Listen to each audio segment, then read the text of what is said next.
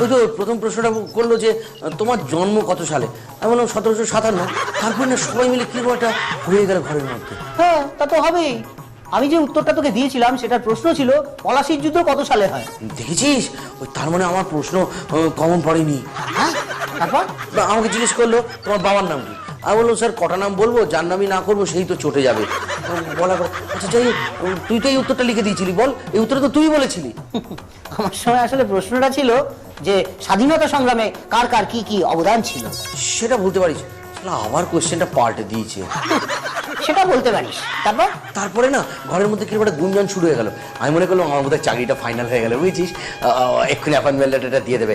তারপর আমাকে 3 নম্বর প্রশ্নটা করলো, বললো তোমাদের ফ্যামিলি থেকে পাগল আছে? আমি বললাম হ্যাঁ স্যার, আমার বাবা পাগল।